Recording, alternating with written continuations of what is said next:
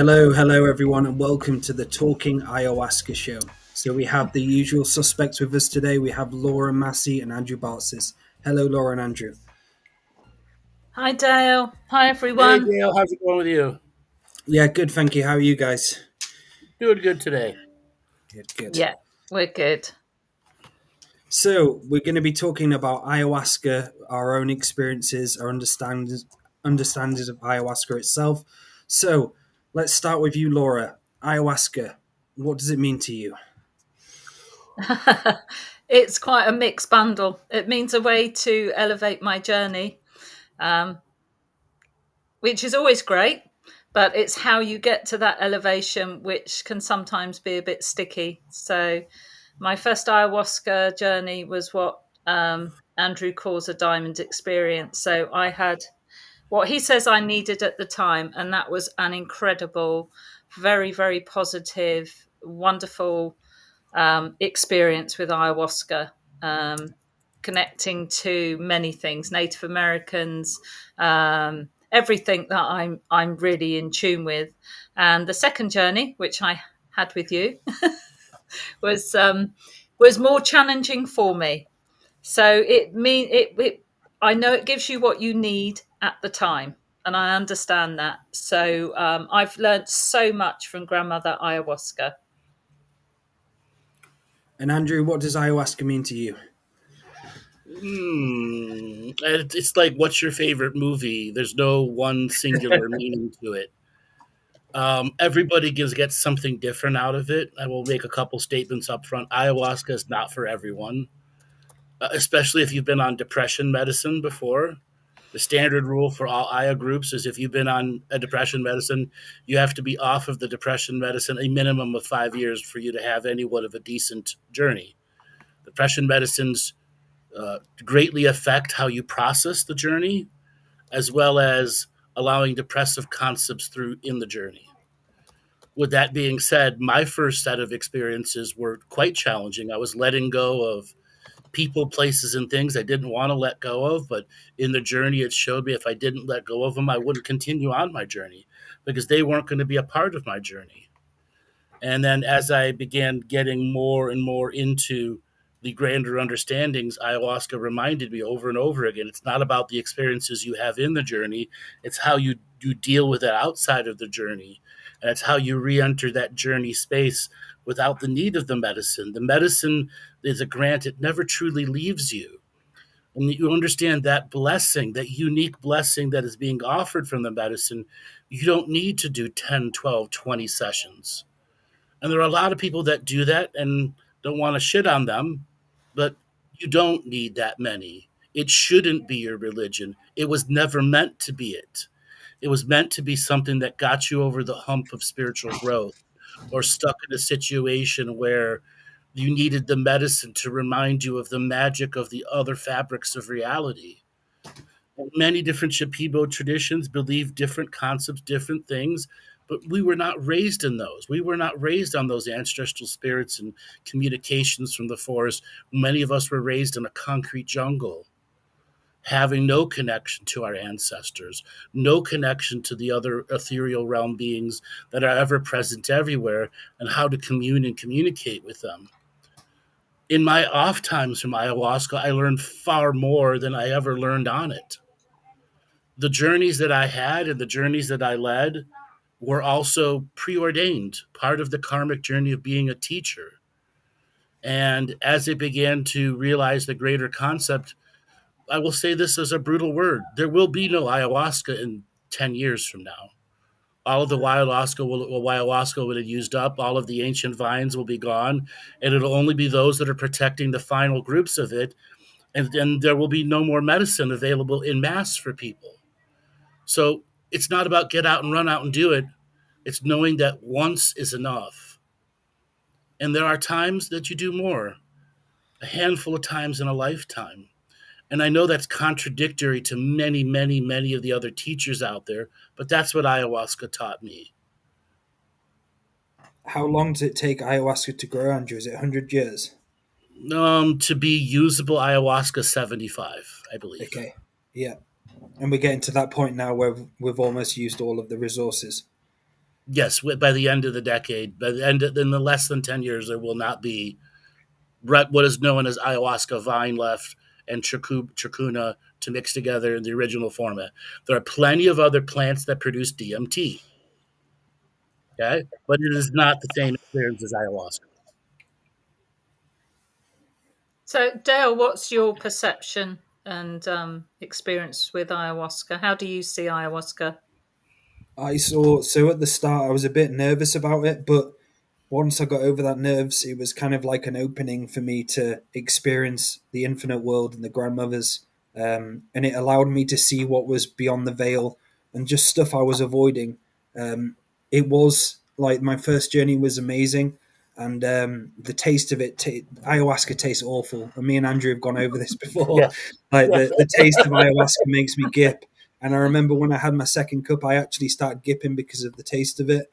But for me, it was about the remembering. And when I did the ayahuasca, it allowed me to remember who I was. And once I got over the hump and hurdle, it was about receiving and accepting love. Because I is there to teach you as a teacher of love. But a lot of people get their instincts programs coming in, which stop them from going on that journey. I know, Laura, you had one of the times where you had a death, didn't you, on your Aya journey? Do you want to share a bit about that? Oh, was that with you? Yes, it 'Cause, was, yeah. yeah, Where you thought, yeah. uh, you'll have to remind me, Dale, because I can't remember what that it was death of an old self. Yeah. Yeah, What old, before what you old died. Oh, I was actually, yes. I had to rid myself of yeah, a part of me that's not helping me on my journey. And I actually thought I was dying. Yes. I mean, it was very, very, I found it deeply sad. And of course, the ladies who were singing at the time during the ceremony, all the songs seemed very, very sad as well. And I can't say I enjoyed the experience, but like you were saying, Dale and Andrew, it did show me what I needed to let go of. It was a letting go journey for me, that one. But as Andrew says, I've done far more work since then. So, Grandmother Ayahuasca showed me what I needed to see and what I wasn't facing, but it still took me quite a while, a few months to actually face that. And I think now, 6 months later, I'm just about dealt with that part of me that I wouldn't let go of. And that was that controlling aspect of me, the need to control everything around me, people around me, and so on. And I'm I have done a lot of work on it since. So ayahuasca was brilliant for bringing that to my attention and showing me it. She really showed me the feelings, how it was not delaying my journey, but I was really getting in my own way all the time with having this aspect. That's Which is it. one of the greatest thing ayahuascas can do. It can show you how these aspects pop up during your journey space and take you down mind trails that are not the ayahuasca experience. I want to step in here for a moment. And there are people who can have amazing experiences and very negative experiences and then severely color and spice them to not be what the experience is because it was so challenging to them and the ego inside of them. Far too often, ayahuasca journeys become about an ego death. Now, you hear about this in many different conversations. And what is an ego death? An aspect of yourself that is so potent and powerful that it can manipulate your inner belief system to make truth false and false truth and confuse the two so that the ego stays empowered.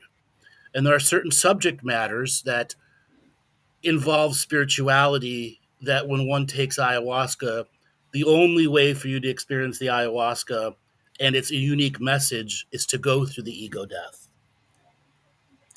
That's what happened to me, Andrew. It was like part of my dickhead self on the second journey or the third journey was trying to change it to be something it wasn't. And I Yep. remember going to it, I was just like, right, let go. And I finally let go. And that's when the actual journey happened. There was just a part of me which wasn't wanting it. But once I got over that and allowed myself to actually let go to the experience, it was beyond beautiful. It really was. Now, something else to understand about the ego death, it doesn't want to die. And unfortunately, this leads to people going into multiple ayahuasca ceremonies and they create a story because the ego won't die and won't die and won't die. 10, 12, 15 into it, all of a sudden, the ayahuasca is penetrative enough into them that 10 journeys that they just did and the false images that they created crash and give them master ego death. And people come out and never want to do ayahuasca again or come out and are never the same again because the ego inside them was so strong and they didn't do any of the inner work afterwards to truly understand how they were changing the truths and the falsities.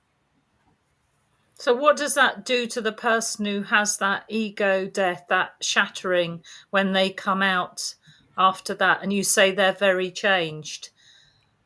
Some call them broken. Yeah. I say that the filters are off and what was really there is there. Mm-hmm. Okay? The mask of covering up whatever was truly there is not there anymore.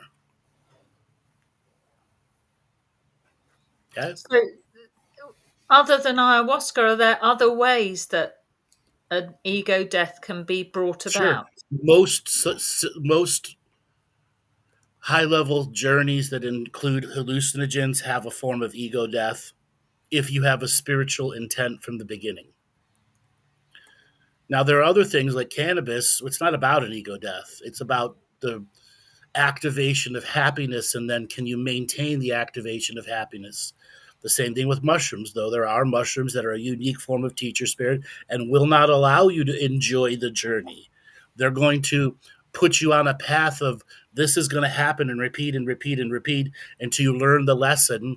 And then you repeat and repeat and learn the next lesson that can challenge the ego because it's trying to get you to a state of being to clear the ego's perception of what the medicine is trying to teach you in the first place, which is pure, unrestricted love. Without preconditions, without assumptions, without things that are manipulating or controlling it. And then there are things that are adjacent to love. It's how you receive love, how you give love, and how you give and receive love to others who are in multiple degrees of separation of you.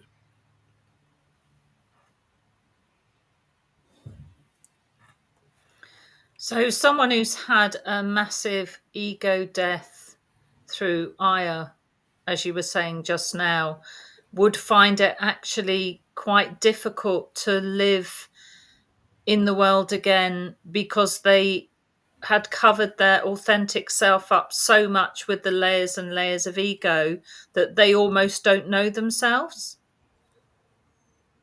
They don't have the intervening masks to cover up, and it's very hard for them to be in public because they don't have the old masks. Right. They'll So have to they're, create new masks. yes, they're And then fully exposed. something else I want to add. Then there Yeah. are people who take ayahuasca who really weren't ready for it, and the shaman overdoses them. Mm. So they go through several hundred ego deaths, and they come out shattered and broken, unable to put themselves back together. I've had countless numbers of private sessions where I've had to put Humpty Dumpty back together again because the person that was doing it made it far too strong. Okay? And it's not about one cup. When they were brewing it, there's far too much trachuna in it, far too much ayahuasca in it, and it's something not even the most advanced people would have taken as a single cup, and they're handing 3, 4, and 5 cups out of it. Okay? It'd be like equivalent of doing like 15 hits of acid. Wow. Same thing with Blue Frog. And again, I say a lot of things that are contrary to many other teachers. Blue Frog is not for everyone. I've met countless number of people with one Blue Frog incident. It isn't pop into the universe and see the aliens and this and that like so many others.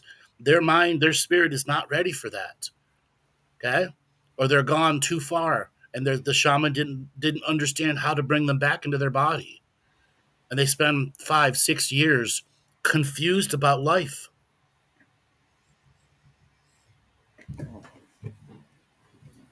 Is that a spiritual contract? Sure, Mm. it is. Meaning they've got to find a grounding daily practice that brings them back to earth, brings them back together. Okay? Ayahuasca, Blue Frog, all that was meant to be done in a highly sacred ceremonial situation, not as a recreational weekend experience.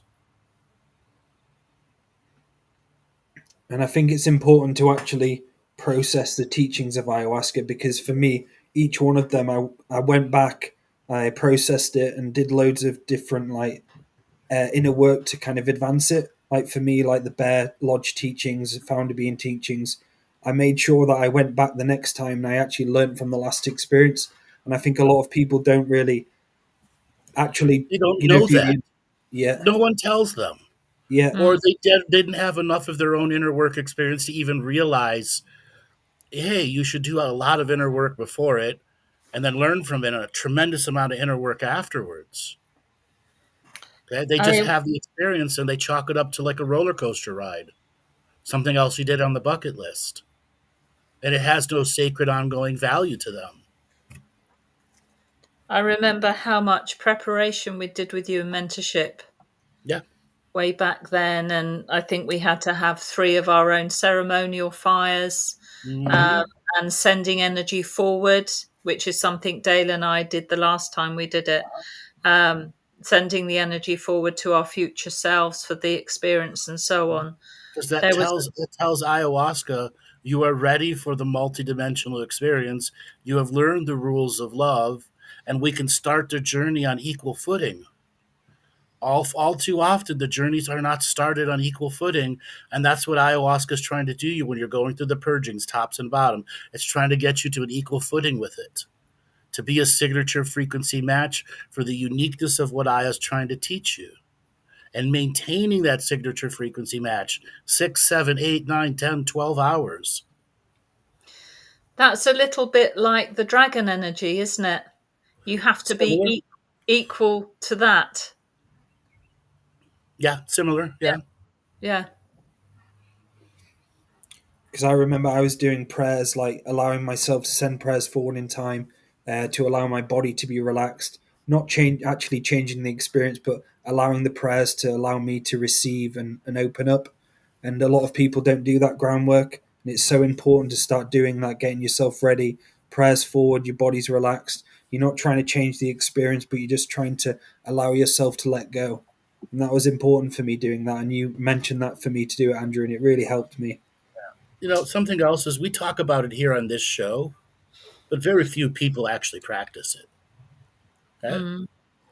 You, to understand the journey of sending prayers forwards and backwards, it's teaching yourself how to send and receive love without time as the medium in which it can be doled out and accepted.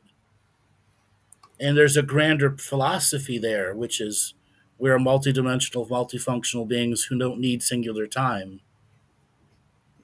And when you are able to make a part of your masterful long term practice the capacity to send consciousness forwards and backwards, especially forwards to future versions of you who are going to be going into a sacred moment where there may be emotional challenges, and reminding yourself that the gift from the past is we've earned this. We're sending you love, and all you have to do is tap into that love of your own self, be aware of it, bring it into the body, let it be a part of your heart, your spirit, your words, and let it calm whatever anxiety is going on from the unknown in the experience, and let it mix with the unknown like a mixed drink until it's filled with a concept of confidence and not anxiety. That is so beautifully put, Andrew. That that really is, because for me it is the stepping into that no time where everything is available to you if you're going to be a signature frequency match to it. But you Yep. have to do the work to step out of Roman numeral time, whether it's ceremony or however it is that you personally do it, and connect to that no time moment. and connect to that no time where, for me, when you're in there, everything just flows. And you could say, well, then you're in divine flow, which I think is another phrase you've said to me in the past. And that's such a great teaching that you actually don't hear many people talk about, stepping into no time. Yeah. I don't hear many teachers talking about, stepping into no time to connect with other selves, past, present, future, sending energy forward and so on from that no time space. Why do you think that is, Laura? They've not practiced it. Many of them don't have a daily practice to begin with, Yeah. so that they can relate it as an actual experience that others can create for an experience for themselves. Or if they Yes. do, it's a hierarchical system of paid teachings that don't open it up to you from the very beginning, which it should be opened up to you from the very beginning. It's where you make your best mistakes that give you the greatest learnings about self-healing, self-nurturing, and the journey of mastering self-healing and self-nurturing. And the greatest joys too. And it's like where we belong. It's just Those are that, byproducts. Those are yes, byproducts of that. We belong in that energy. We belong in yes, this space. We deserve our own love. We deserve our own frequencies. We deserve a grander view of the universe because we've earned it. yes, yeah. And yet we're not, as you say, people aren't teaching it or are aware of it or have experienced it themselves. But I mean, your teachings do, which is the beauty of them. And that's what, Dale and I want to teach people as we go out there. How many people do you think actually let go in ayahuasca, Andrew, fully? A very small percentage. Yeah.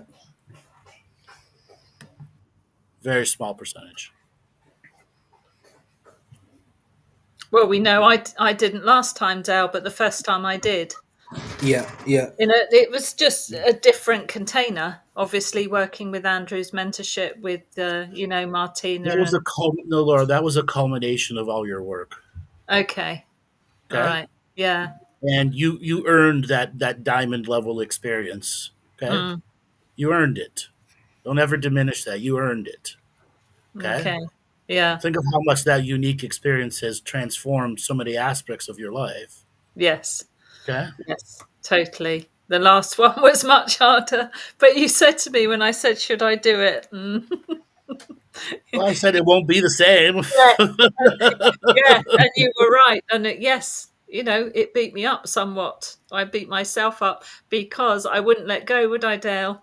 No. Mhm. I was like, for the second one, I'm only going to have half a cup. I don't need any You more. already made your mind up on the night before that you were not going to do it the next night. And I was like, Laura, Yeah, no. yeah. I I'm not said, going I've to do seen everything I want to see. I don't want to see anymore of it.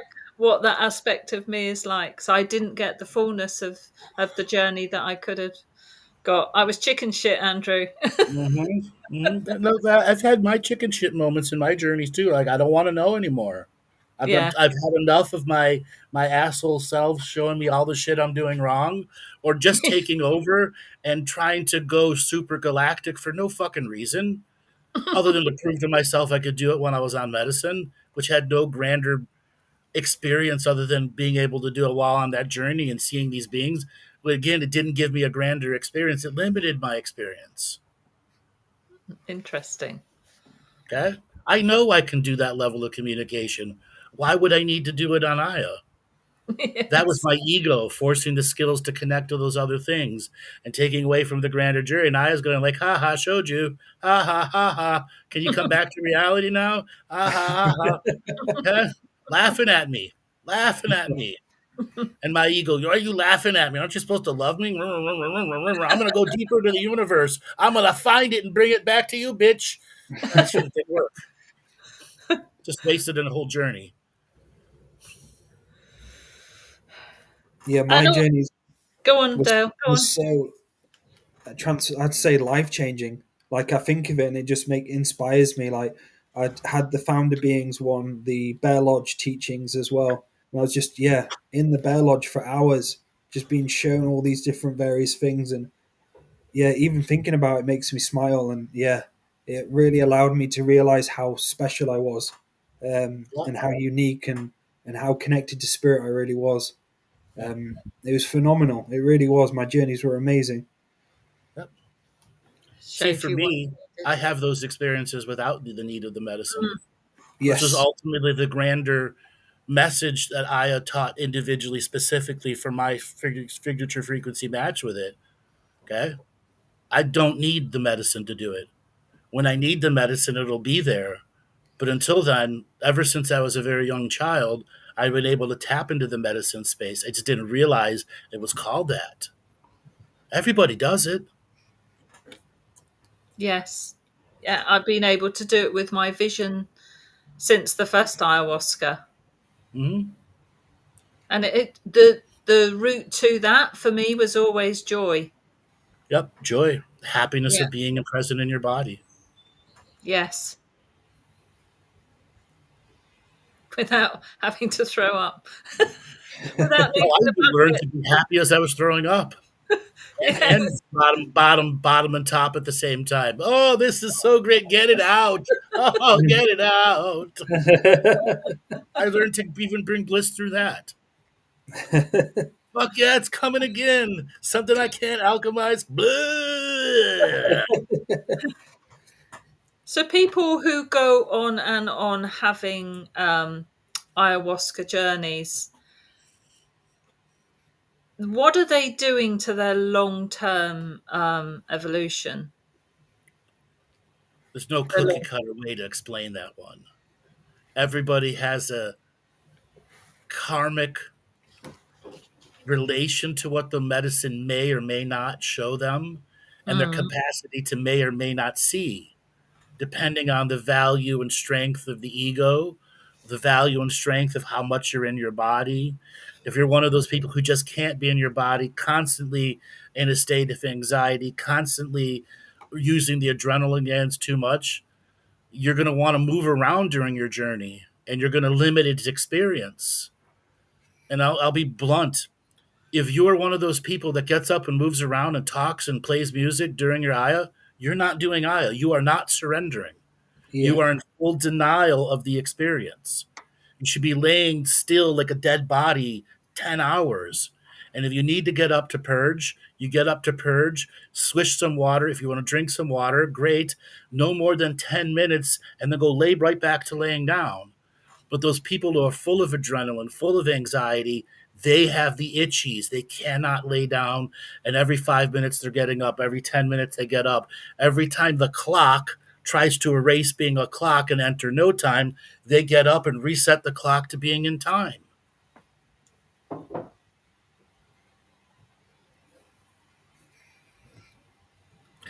Yes, ayahuasca is having a great time taking us through it.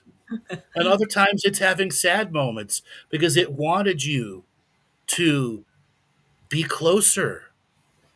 And there are times you do feel the sadness from the medicine because the medicine knows if I push it anymore, you will not learn the lesson. So I bring you right to the edge where choice is so vitally important. And if you learn the rules of choice, at any moment, you can change the experience by surrendering through love of yourself and channeling that love. But that also means in the past, you have to know how to channel love into yourself. So if you come into ayahuasca and have had really a loveless life, yes, Aya will try to bring you there, but you still have to surrender to it and go through those early lessons of what unlimited love truly can potentially be for you, and not your previous perverted versions of love redefining it. So does she have an individual contract with everybody on the planet? Yes. Yes. Okay. To be here at this time. How long has she been around? It's not time. There's no time related to ayahuasca.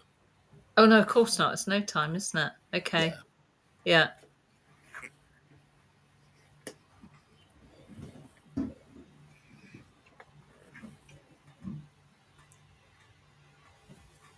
So my experience with the founder beings, Andrew, is that like that was what was needed in the moment for me, wasn't it? Um, Look at what came after it, Dale. Yeah. Your life changed within 6 months, didn't it? Yes, it did. Yeah. And within a year, it was nothing like the old life, was it? No, completely different. And it showed me as well. You had to have that experience before those karmic life journeys took over and changed your life radically. So that it was a foundational part of you, so that when you were going through the losing of the self and the separation of the family, that would be a marker stone for you to return to and expand on during your harsh times of emotional ups and downs of changing the marriage. Okay. Wow. That's why it was there. It was at a time where the craziness hadn't taken over. You could truly process it and you made it real for yourself. And all those spiritual practices you did before that validated and revalidated that experience for you.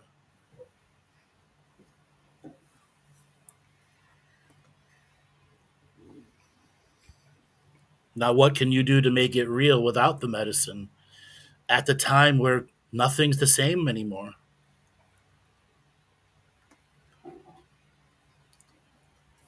You take those teachings that you know and you make them real, make them words. That's what living the mystical life daily is. I didn't need the medicine to write it. I had the death of somebody very close to me. And that was my driving force to complete these teachings as a legacy to the world.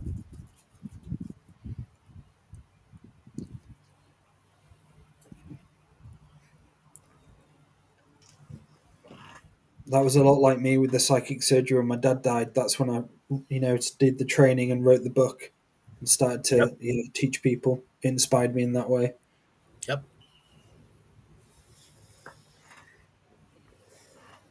It comes in many forms, doesn't it? That pivotal moment Yeah. or that pivotal time, like in a shaman's death.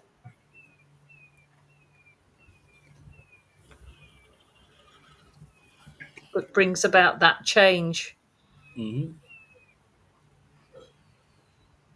What has changed, though?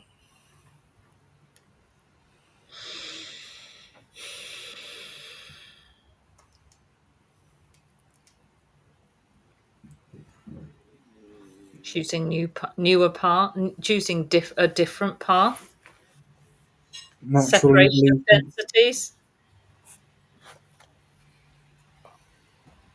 How much choice is in change?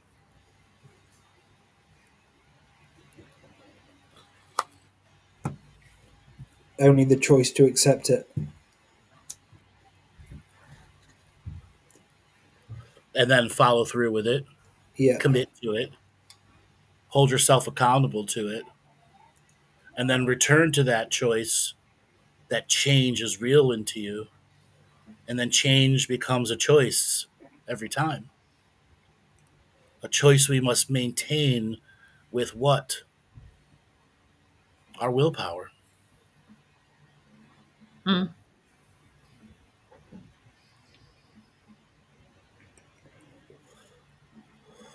And that's the drive forward, isn't it? It's the first kick in the butt to move forward, Yeah. but there's a Yes. thousand steps after that kick in the butt that are the Yeah. calibration of maintaining choice, what it takes to hold ourselves accountable so that change is an ongoing process and not a backwards motion and not 3 steps forward, 2 steps back, 2 steps forward, 6 steps back. Yeah. So there is a responsibility aspect to change. Which is your level of responsibility is equal to your awareness, and your level of awareness is equal to your responsibility. And when those are out of balance, where there's where we must make change and bring it back to balance, Hmm. keeping within our ability to hold our responsibilities. Hence, linking that back to ayahuasca, which Correct. is why whatever happens in ayahuasca, it's then your responsibility to take that change forward that you've learned and not leave it at the door as you leave. Because, Or color it in such a way and deny its truth. yeah, not see it, refuse to see it. Sure. Or Yeah. just color the experience in such a way that Yes. takes the negative off because you're not ready to talk about it to others. Oh yeah, it was a bright and this, I did this and this, and that may have happened in the experience, but they never tell you about being trapped in a realm of darkness that had no nothing in it, and they were alone and alone and alone and alone and alone until they surrendered and suddenly felt the spark of love, had that vision, and then they were back into what's called the waiting room, colors and things confusing them, or subject matters from their deep inner consciousness coming up, taking away from the experience that was showing them something else. Mm.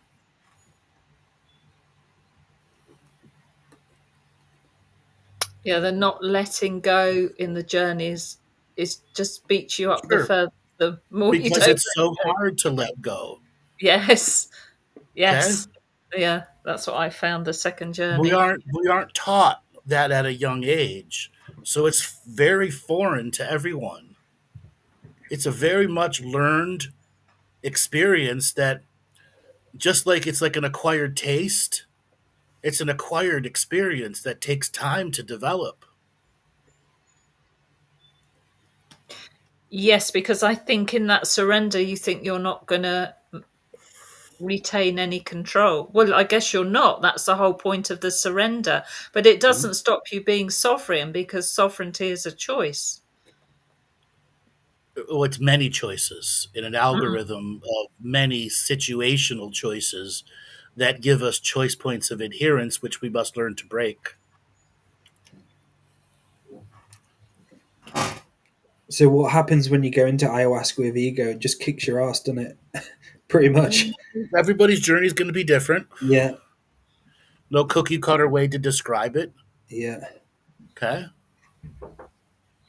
Some people, the ego, all it's going to do is allow the movie show. It's like seeing Avatar, the first time. Holy shit, that's beautiful colors. Yeah, that was a great story, but you're not really in it. You're just watching it. yeah. Okay. Because that's what I felt people's experience after. Like, a lot of them didn't really talk about what it was. It was just like, yeah, I saw some really cool things, and that was Because it. they couldn't process it. Yeah, and I'm like, I'm there with a bet talking about introspection, self reflection, all of these different things, and Right. when everyone's going around, they're just like, yeah, yeah, it was good. I saw this, saw some really cool patterns and waves, and it was like, all right, like, Yeah, what are we we got doing here? entertained. We had a good movie, a 5 Yeah, hour movie. yeah. And I'm like, fucking hell, all these teachings, I'm ready. I want to fucking do this. I want to learn more about this. Yeah. There was one guy on the first one, Laura and Andrew, when you didn't come to this one, Laura, the first time. He Mm. said when we went round, he goes, "Do you want a small, medium, or large?" You want? I'll have a large because I always have a large drink in the club. And he's never had any ayahuasca or any hallucinogenics. He took a large one with his ego, like talking, and he had a shit time, and he was throwing up for about 2 hours straight away. Like, and when he drank it, all you could hear was, "Oh shit!" He actually shouted it out loud, and everyone was laughing. Like, So, do you think I was having fun there? Sure. yes, We all see the cosmic joke. Yes, I Okay. was going to We say. all see the cosmic joke. Yeah. And there are moments in the journey, like I remember one of the journeys I did some time ago. We're like maybe 6 hours into it. We had just taken our second cup, and we're all going through that state. We're all trying to get back into that relaxed state. And in the corner here, and then giggle, giggle, giggle, giggle, giggle, giggle. And it seemed like more maybe 4 or 5 people farted, and it just kept spreading the giggles louder than the music until we were probably in this joyous collective laughter for what seemed like forever. Forever. To the point my side hurt so bad. And as soon as it was done, I think I fell asleep in ayahuasca because I blanked out. And the next thing I know was call for the third cup. Okay? But everyone remembered it. Absolutely everyone in the group remembered it. You guys had your Bears moment. oh god, when the I was in the journey, she was like, "Does anybody want to have a song played for them?" And I was too gone to say anything, and I tried to talk, and I was like, "I can't speak," because I was like gone. Then the next time she said it, just shouted out a song about bears. Then all of a sudden, the next night, she put on Bare Necessities, and you could Yes. hear the grandfathers in the actual music talking and the teachings through it. and afterwards everyone just started pissing themselves. It was like a universal joke. It was so good. Yeah. That was fun. Yeah. So, talking about it running out in about 10 years, do you see anything coming up that takes its place, or what? No. Okay, right. Be blunt, no. And it's a deep dark secret in the community, and people have known about this for a very long time. Okay, Right. the industry doesn't want to talk about it. What's Right. going to happen when all the local shamans can't get it, or the price goes 20 times or 50 times the volume for lower quality? What are they going to do? They're going to find replacement plants that will not be the same. No. No, well, it can't be, can it? So, what is an example of an ayahuasca journey without drinking medicine? our healing experience that we do. We call it Yes. the no drug mystical experience. Yes. Okay? Lucia light.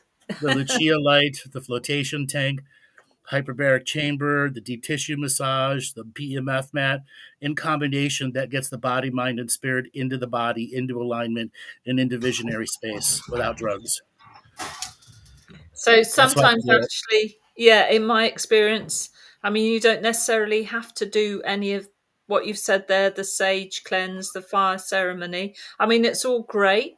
But if you're doing that as like part of your agendaed practice anyway, then there are moments when you can go out and maybe capture a prayer time under the stars. I don't know. I'm just talking about my own personal experience where you are able to capture such joy of the moment that you slip into that, like the ayahuasca space. Yes. And it's very difficult one to put into words because it's a very personal experience. But what I can tell you at the depth of all that is a real deep unconditional love, which I know you have, a real deep unconditional love for the earth, for who you are, the fact you're here at this time. There's so many things, aspects that make up this algorithm of this exquisite joy, which then it's that, like that instant connection where everything around you, then you become part of. And I'm maybe not explaining it very well, but for No, me, you are. that is my experience without medicine. You're creating your own energetic medicine of the moment, built on these blocks Bliss. of joy and the practice that you've done. And it's available for us, and the ancestors love it. Yeah. When you get, It's the journey of transforming joy into bliss, yeah, bliss into grandiose visionary experiences that transform more bliss into more experiences. Um, as I've said, we call it the no drug mystical experience. But like from yeah, the very beginning, you don't need medicine to get into a medicine space. There are some people that should do medicine once and never do it again. There are many people who should never do it at all. And there are other substances and hallucinogens that have a far less serious journey to them, but they're enough to open the doors to the multidimensional experience for you to get over the anxiety and the fear. When we do our combined therapy, specifically for the no drug experience, we are getting the body through all of the different techniques into its deepest state of relaxation. When you're doing the 5 hours of treatment, at the end of the day, it's equivalent to like 25 hours of sleep in 5 hours. When's the last time you had 25 hours of sleep in 5 hours? It's like the superest of super naps where you've gone so far. With the combination of pulse electromagnetic therapy, oxygen therapy, and the Lucia light, it puts the body into the chemical state where it will produce its own DMT. And what we do is we bring guided meditations in that are during the experiences.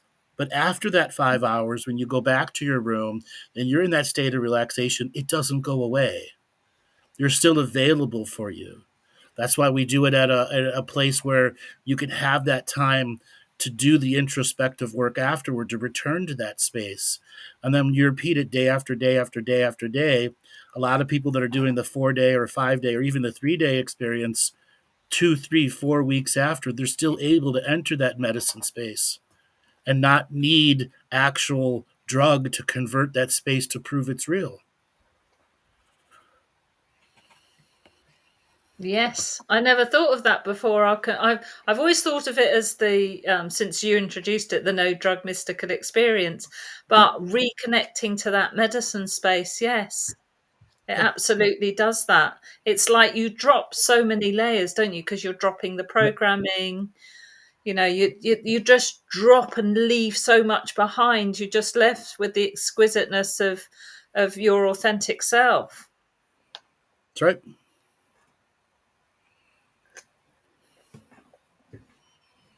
So is that why you say a lot of people use it like a church or a religion, and Yep. that's like they just over bastardize it, Yep. and they can't do it without it. Yeah, it's like kind of a It was need. never meant to be a religion. Yeah, And unfortunately, it's become that. That's the only time they can make it sacred. The lead up to and the few minutes after, and then it's back to regular life. Another weekend warrioring, or twice a year, or whatever it is they do, 4 times a year. And they're Yeah. blissfully ready to do that because that's all they're ready out of their unique experience. Okay? Spirituality is a daily journey, not every 4 weeks or every 6 weeks or every 12 weeks. Because if you're doing it every 6, 12, 15, 18 weeks, what's really the more important to you? The job you have when you're doing that in between the 18 weeks? The money you spend on yourself, family, and friends?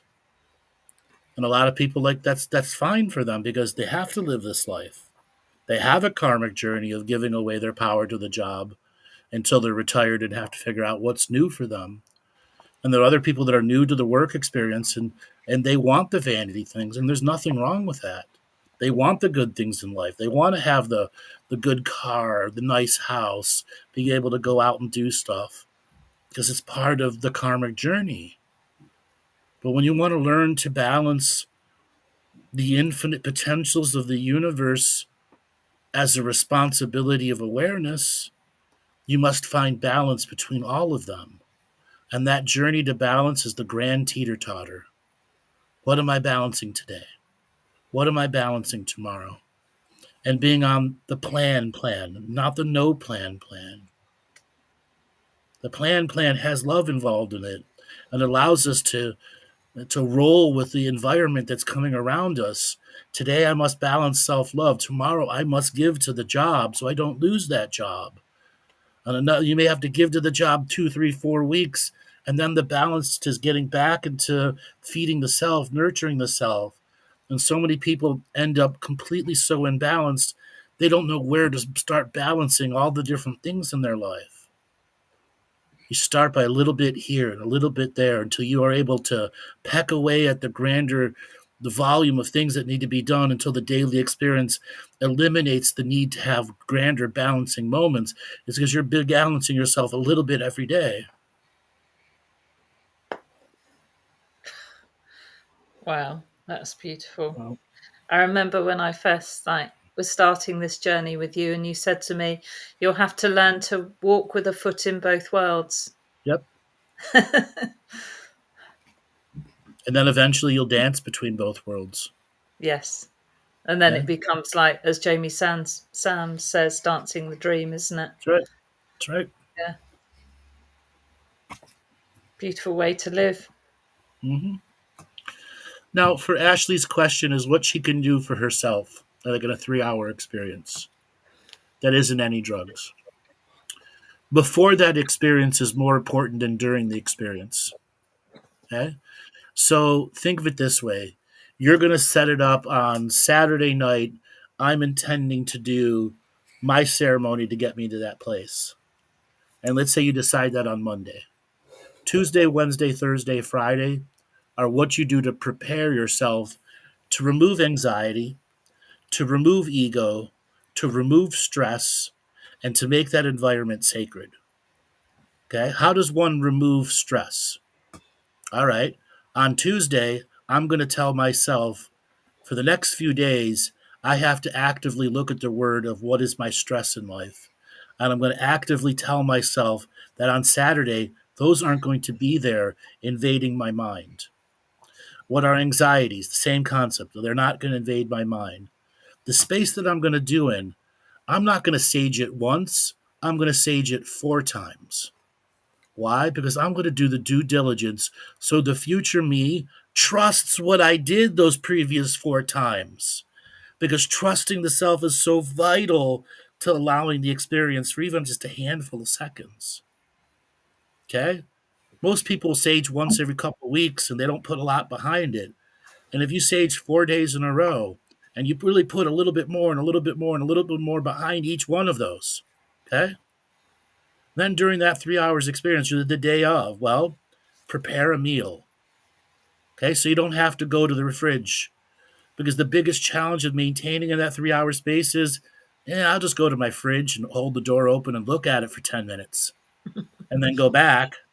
Okay, and then you've broken the sacred experience. Prepare, have your drink, have your food, have what I call your journey toys, your crystals. Well, before that, clear those crystals, put them in the sunlight, put them in the moonlight, put as much effort as you can in to preparing the things that are going to be a part of you. Prepare a guided meditation. When I mean prepare, practice it so it's easy for you to do. Or set up a playlist. Okay? Preparation depicts the execution. And the more time, effort, and love you put into the preparation, the more it will repay you in the moment of now what? I'm in this experience. I'm truly activating it, and the pressure is on me to create it, believe it, validate it, and make it real for multiple hours. So I will not deny it when it's over, cover it up and color it, and not go back to it.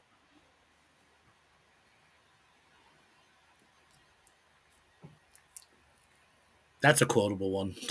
Yes, it is. There's been a few this show, Andrew.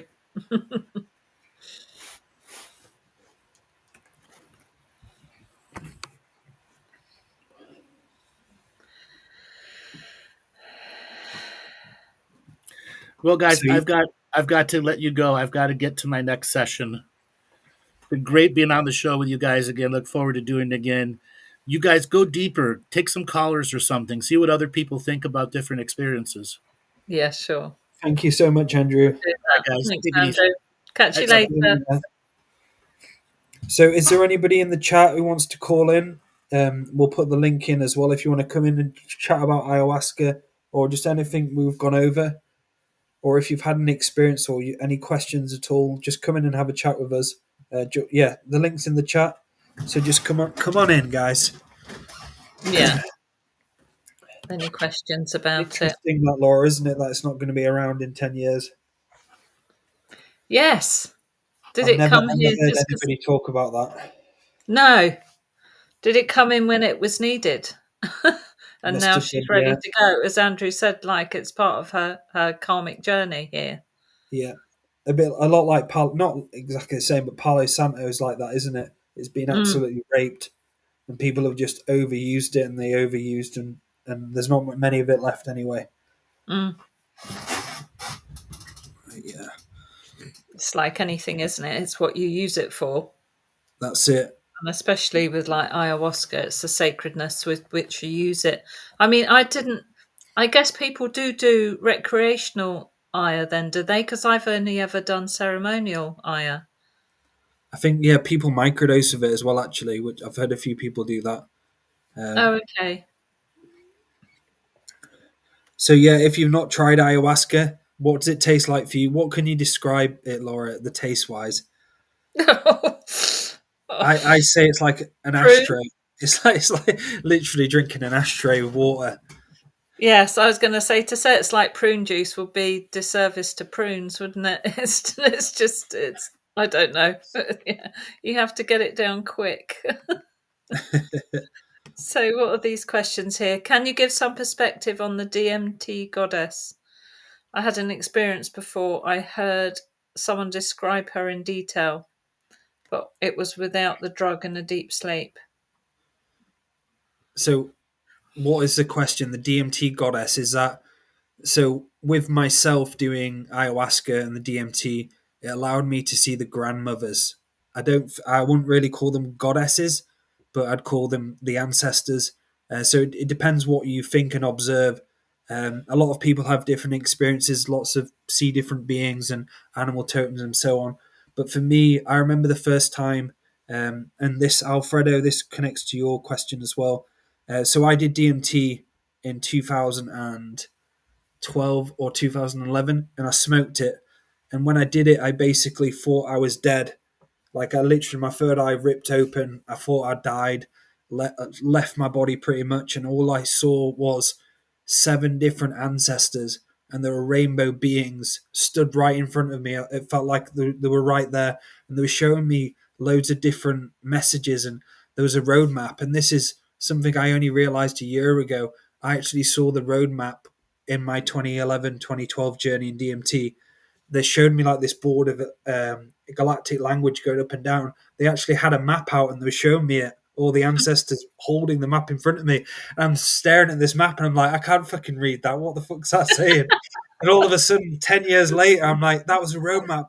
They were showing me the roadmap and they were, yeah, it's incredible. And so DMT for me it was more like when I smoked it was like a bungee jump, but the DMT experience was fucking amazing for myself, because I actually saw my physical ancestors as rainbow beings and they were dancing, moving around, and it was like being in a party with them. And they were all stood on by the side of me, and there's one sat down, and I remember he was itching its head, and I'm like, I was getting a bit freaked out because I was like, look at that one, it's actually itching its head, and yeah, it's phenomenal, really. Um, so my experience DMT to Aya Alfredo, uh, I'd say DMT is like a bungee jump. Ayahuasca is kind of like you're floating and it's up and down, up and down, up and down. You're there, you're not there, you're there, you're not there. But DMT is like you're literally in the other side. Like, and it's so fast paced. There's so much overload of data and so on.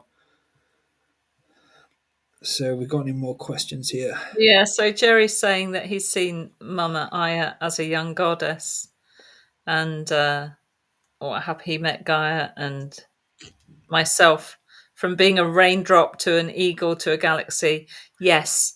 Well, one of my experiences with Aya was I asked what it's like to be Aya, and she came in and showed me what it was like to be the plant. That was actually on the medicine journey I shared with you, Dale, Yeah, because I started to actually feel and smile and she just it's like she came inside of me to show me what it was like to be the plant, which was amazing. I mean, there's so many, look, everybody's going to have their own, wonderful and or difficult experience with Aya, aren't they, depending on what's needed at the time. that's it. So there was another one that's interesting up here, Dale, so thank you, Kimberly, because you've been putting a few comments in. Do you think for everyone that does it would bring that consciousness back to the collective? I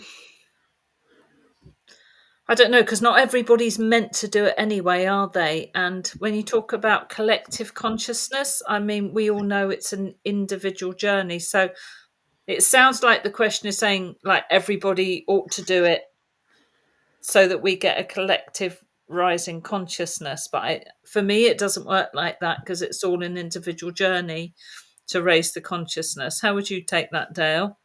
Yeah, I'd say it's more of an individual journey, really, and allowing yourself to kind of get ready for more of a collective awareness. But for me, it was all about myself. and what I needed to change within myself to connect to a collective. So I guess it's Yes. just different for everyone. Yeah, and I think actually, sorry, Kimberly, I think that's probably what you're saying. If you do it, you bring that consciousness back to the collective. Well, yeah, as you raise your consciousness, you have a knock-on effect, don't you? And you bring that back to the Yes. all, the So past, we present. have someone come in here. We have Lambada. I'll just get them on. Hello. Hello there. How are you It's doing? Hiya. 5 o'clock in the morning. Top of the morning to you. No, it's 5 o'clock in the morning, I think you said, didn't you? Oh, so you say top of the Mm, voice, top of the morning. yep. Where are you Good. calling from, Lambda? I'm calling from Australia. Okay. Right, you Right are up down bright under. and early. Down under. Yeah, Hmm. you've been on a few times, haven't you? Or I've seen Mm, your name before. yeah, Okay. I'm just like so sleepy. I'm like, farts are funny. Yes. Have you enjoyed the show so far? I have Andrew really just like gold chain backwards hat just fucking flowed, man.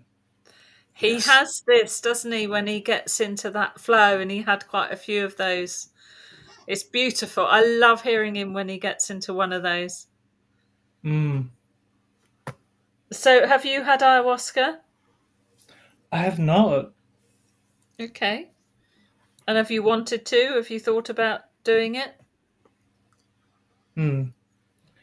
Not now, Well, he I says. I guess I guess I would have to like be very practiced, wouldn't I?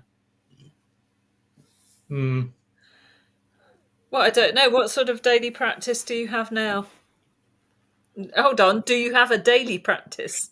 Haha, you got me. No, I don't.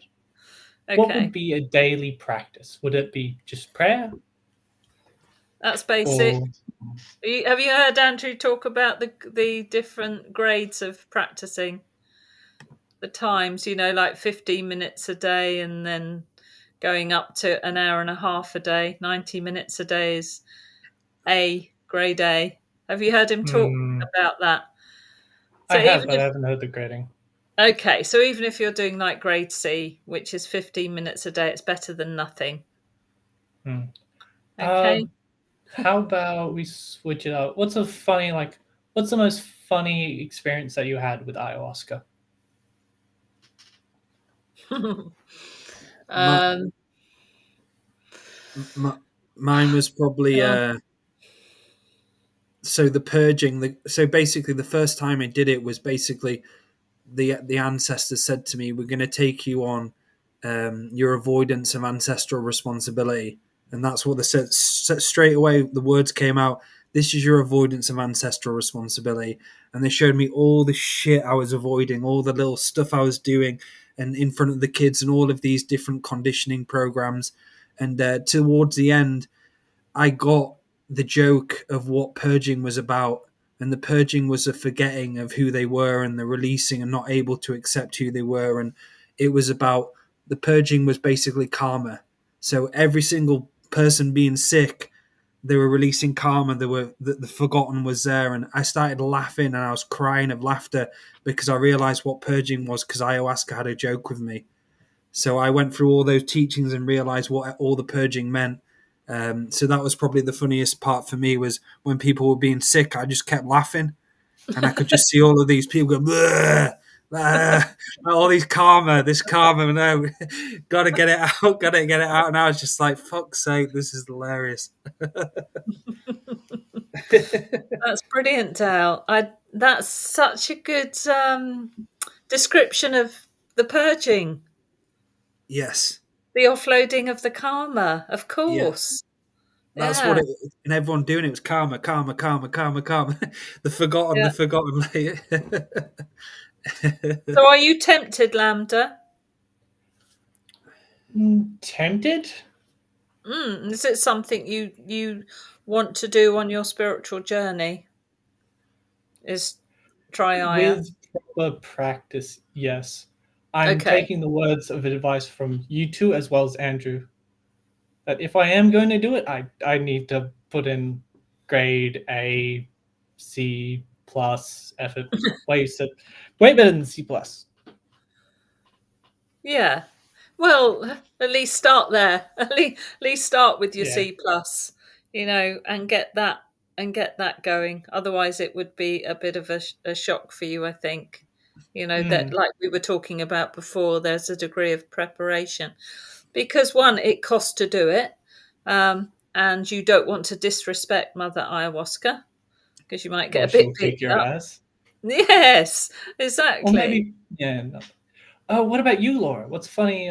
What's like haha thoughts funny type thing? I don't know. It was very funny. I mean, my first one was with Andrew and the mentorship group, and that was a most amazing experience.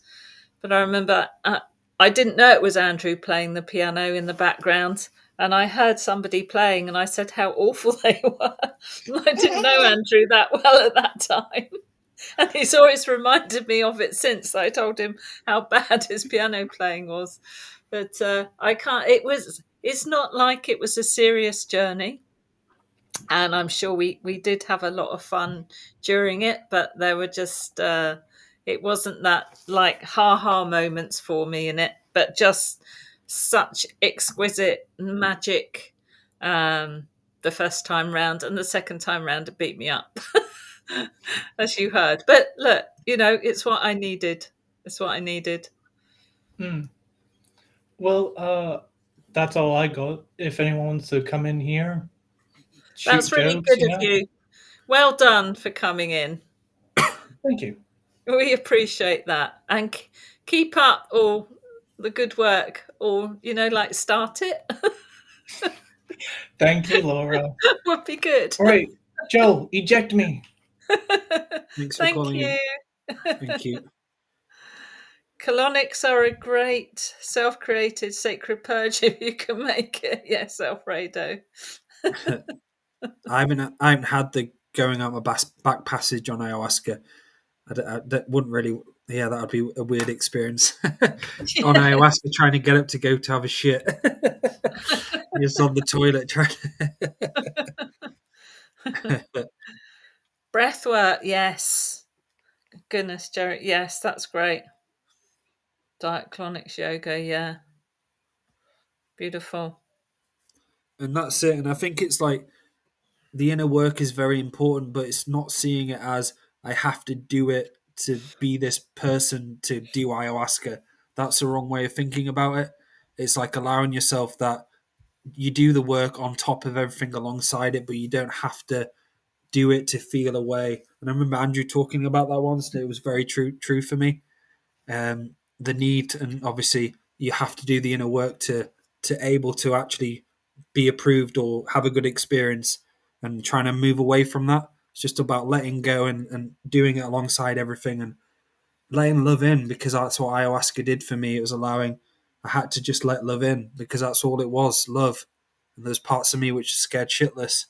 And a lot of people that have hard times because they don't allow love and don't really understand letting go. And that's when you have your dark night experience and so on. Yes. You're absolutely right, Dale. It's that surrender to that love. And there's great fear behind that at times, isn't there, of the letting go? Because you're not really sure what's going to happen. Even though I'd had the experience before, the second time was much tougher on me because I didn't let go, and yet I know to let go. I was quite, I wouldn't say lucky, but there was a point at the start where my dickhead self was trying to strategize the experience. And I literally had to have a word of it, and all of a sudden I just surrendered. It came back up again, I surrendered again. But I could really feel if I allowed myself to allow that kind of to play on me, how it would have changed the experience. So I kind of had a feel for what some of these programs and some of the ego does, to try and change the experience to what it's not is. Then I went into the Bear Lodge. That was good. So on my first night on the Aya journey, I drank it, and all of a sudden I saw a wolf, and I went, "Oh, this is a journey about wolf." And all of a sudden, the bear moved the wolf out of the way and goes, "No, it's not. This is a journey of the bear." And yeah, it was so good. So I like what where is it? Alfredo says. I love the feeling afterwards. Yes, I do. You do get clarity. Yeah. Massive disentanglement from others' energies. Yeah, it is a good feeling, isn't it, as you're coming out of it too? Because you're Yes. still carrying it with you, aren't you? Yeah. Oh, yeah, Jerry, plant medicine actually became easier when I learnt to be playful. Yes, I think that's what I forgot the second time round was some of those playful energies. That's having, if you go into it with the serious stick like I did the second time, up my backside, it will hurt when she pulls it out. I'm not having another cup tomorrow. No, that's me done. Yeah, I know. I don't. Must have been what I needed at the time, Dale. That's Must have. it. There we go. No. Yeah. There we go. Yeah. Okay. So I think that's like. Thanks, guys, for all your questions. For those Yeah, who've thank you. I joined in think the we'll chat. wrap up the show. Yeah. Great show, Laura. How can people get a hold of you for sessions?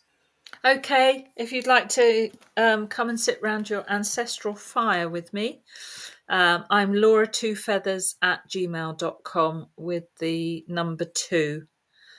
Yeah, just contact me and I can help you with your self-empowerment journey.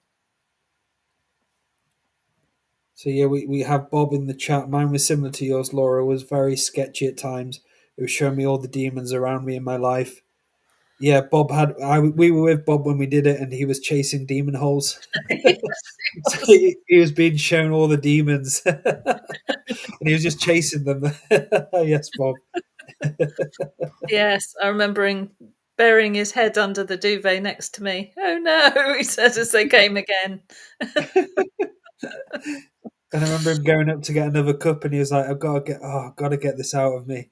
Got to get this more purging going on." Yes, he was really up for his purging, weren't you, Yeah, he Bob? was. He was telling it. He was saying, I'm purging. Give me another cup to purge."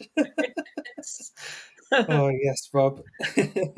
So if anybody would like psychic surgery one-to-one sessions as well, head over to daletobin.com and book a session with me. I'm also training one-to-one psychic surgery, and I'll also have some dates up for the next psychic surgery training. So drop me an email to book there. So yeah, thank you very much, everyone, for your questions. What an amazing show, Laura. Great show. And also Dale and I have a Lucia number 3 light. We have 2 PEMF mats and our skills. So if anybody has any retreats happening around the UK, would be easier, or any events you'd like us to attend, we are very happy to do that. We're doing that in between doing the combined healing, but we can do a form of combined healing when we visit you. If you've got anything at all and you feel that we would fit in there, then please let us know, because we have a light and 2 mats and our skills, and we are happy to do what we can to offer a form of combined in the UK. I don't think it's really been mentioned, but yes, we are going to the US later in the year. Yes. Which will be exciting. Anything else on the horizon, Dale, that's happening? I've got Divine Feminine Retreat in York, 6th and 7th of June. The Paranormal Rangers will be back tomorrow night at 7 p.m. GMT. And Andrew will be back with Adventures into Reality on Thursday. Beautiful. And if you can drop a like, subscribe, so that's it, I think, Dale. Whatever platform you're on. And good night. Thank you, everyone. Lovely.